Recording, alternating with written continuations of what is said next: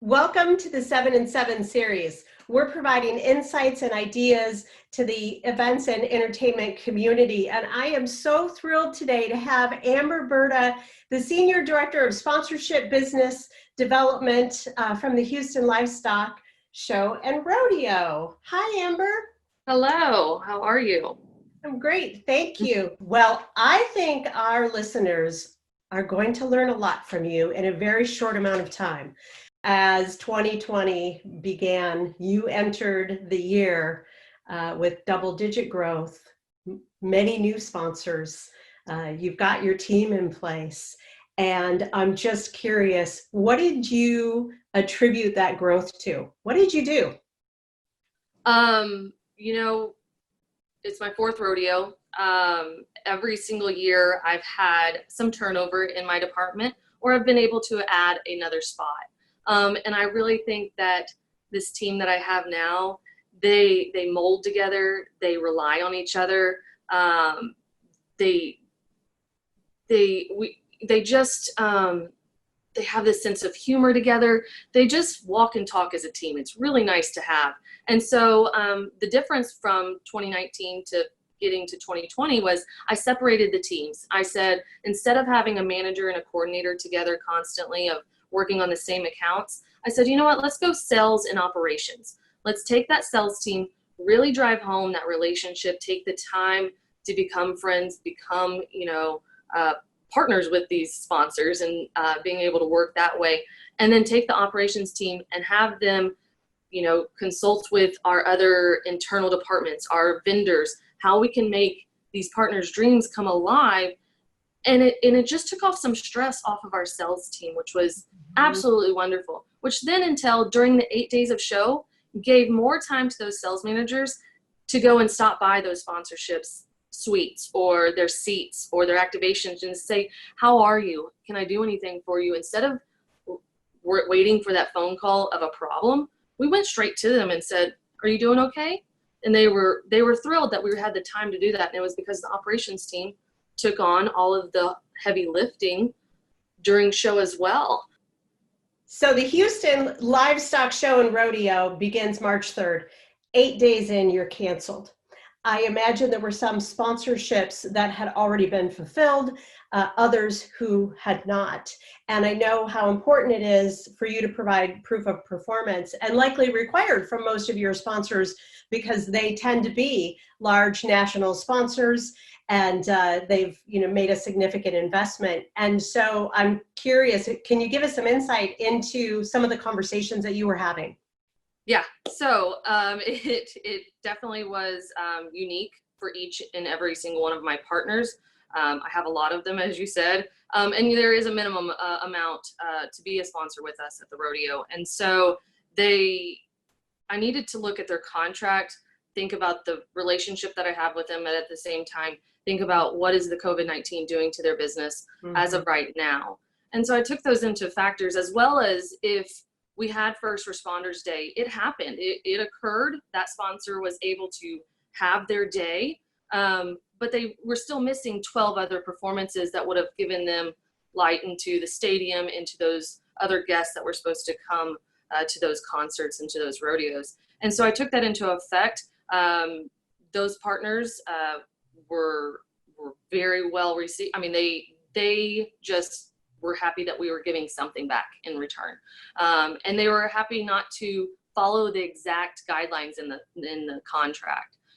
It created a partnership, and I have to do that with all of them because I'm not thinking of just what's going to come in 21. I have to think, if I do something right to these partners right now, they're going to stay with me and they're going to remember what I did for them this year in this crazy world that we're in for 22 and 23. Right. And so how do you think sponsorship is going to change in the future? Whew. We're already in renewals. We're taking this time as we're so interlocked with our partners right now through this time. The conversations are very different from one to another, where I have somebody that's saying, let's get a contract going. Let's move forward. Let's not wait on the past. Let's push to 2021. And then, I have others that are taking a step back and maybe the negotiation window should have ended in April. Well, I'm going to extend that. I think that it's too early just to give up. I think that I need to extend those windows so that we can constantly have those conversations and hopefully push through this. You know, I'm finding that obviously digital and social just is a necessity almost. Like if they didn't have it in their contract, they are demanding it right now. How are you using digital and social assets to showcase your sponsors during this challenging time? Yeah, so we've gotten really unique. We started a series called Ag Chats every week at 11 on our Rodeo Houston Facebook page and YouTube. We are having conversations with NASA. We're having conversations with the zoo. We've had a wine night one Friday evening.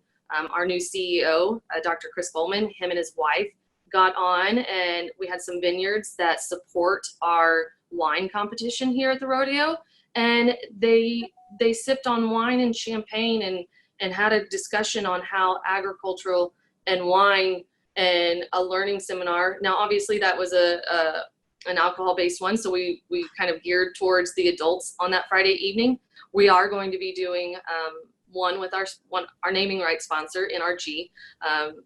They are going to bring an individual on, and they're going to do an experiment, which is really exciting, where they're creating a battery and talking about energy and how to save energy during these hot Houston months coming up. It fits together. It's education. That's one of our pillars, and they're just excited to be able to put that out there. That's terrific. So what advice would you give to your colleagues in the sponsorship industry on, you know, some actions that they could be taking right now? You know, really think about not just slapping a logo on a partnership or on an asset. The way to these brands' hearts, what I've learned is to find something that really means something to their pillars or their mission and their objectives. I really think that the relationships will grow based on that. They'll stay longer with you. They'll take in consideration of if their marketing or their objectives change, because they all do. They don't stay the same every single year. And if you don't take the time to adjust that partnership, then you potentially will lose them to somebody else in your surroundings and in your city to another event or team. Well, congratulations to you. Thanks for bringing a smile to all of us today. Absolutely. I look forward to hopefully talking to all of our friends and fellow people in the sponsorship and event world. Good luck, people. Yeah, let's hang together.